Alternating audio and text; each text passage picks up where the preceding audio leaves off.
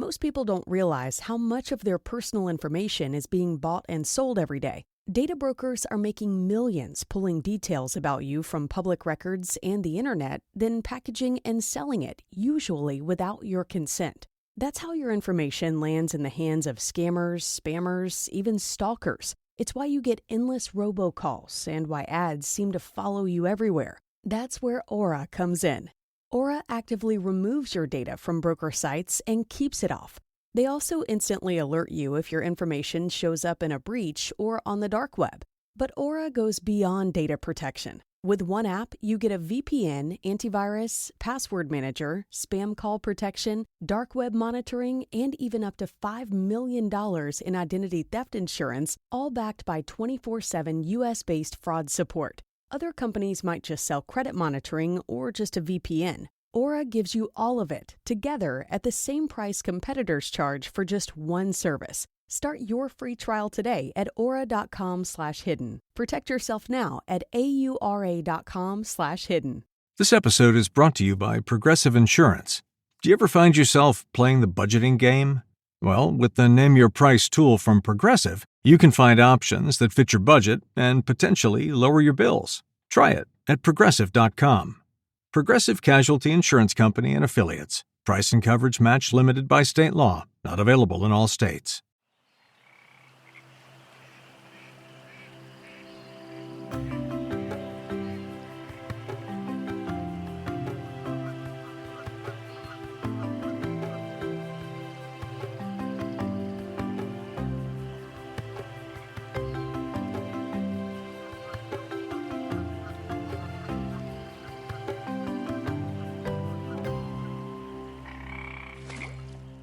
Welcome back to Swamp School Biz Talk, where we dive into the business of environmental science.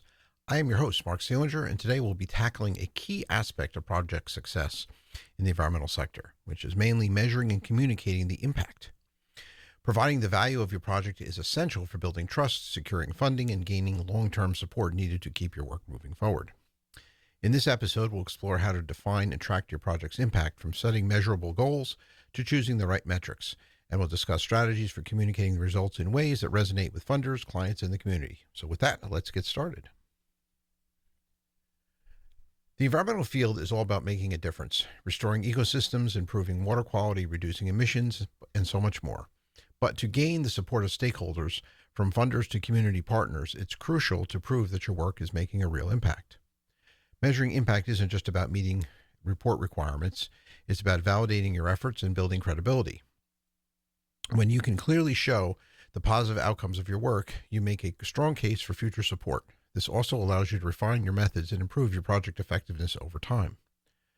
Let's start with the basics: how to set up an impact measurement framework that will help you track the outcomes of your project and communicate its value effectively. One of the first steps to measuring impact is to establish clear, measurable goals. Here's how to do it. First, define your project's purpose and objectives. Start by clarifying the purpose of your project. Are you working to restore a wetland, reduce a community's waste footprint, or improve biodiversity in a specific area? Your goals should align with the core mission of your project and reflect the change you want to create.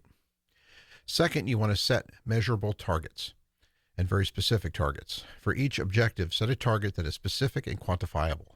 For example, instead of setting a vague goal like improve water quality, specify the percentage reduction in pollutants you aim to achieve. Having concrete targets will make it easier to track progress and improve your impact. Third, choose relevant metrics. Your metrics should align with your objectives and should effectively capture the results of your work. For habitat restoration projects, metrics might include the number of native plant species reintroduced, the increase in animal populations, or the amount of land restored. Be sure to select metrics that are meaningful, measurable, and achievable within your project scope. And then fourth, baseline measurements.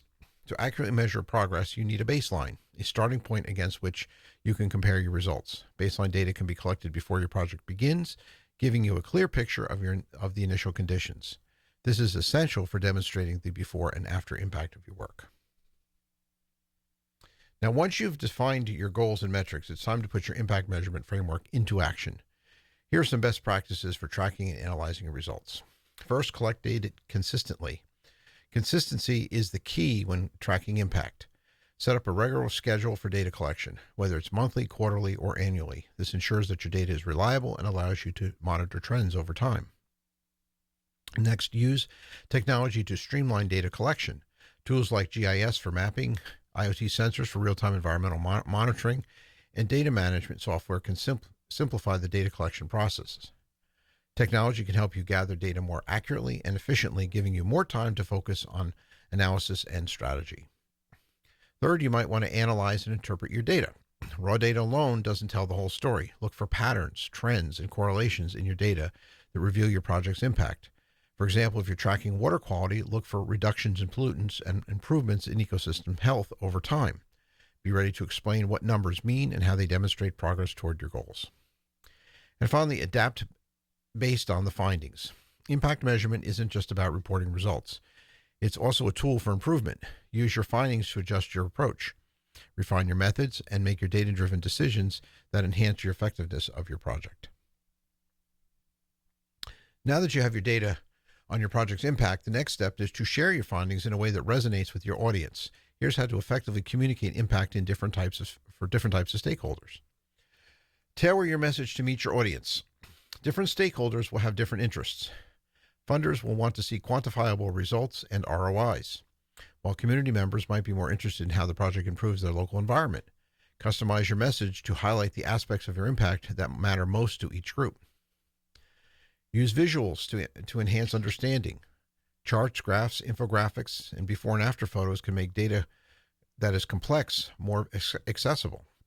Visuals help illustrate your project's impact at a glance and can be particularly effective when presenting to non-technical audiences. You want to tell a story. Data is important, but storytelling can make it memorable. Share the story behind your project. What inspired it? What challenges did you face? And the difference it has made. Include testimonials or quotes from the community members, project team members, or clients to add a human element to your impact report. You want to be transparent about the challenges and lessons learned. No project is without challenges. Acknowledge any obstacles you encountered and share how you address them. Showing that you're leaning and learning and adapting reinforces your commitment to success and builds trust with your stakeholders. Highlight long-term benefits. Environmental projects often yield long-term results, such as sustained habitat improvement or gradual reductions in pollution. Emphasize these lasting benefits to show that the impact of your project will extend beyond its completion, making it valuable and an investment in the future. So, measuring and communicating the impact of your environmental project is essential for proving value, building trust, and securing long-term support.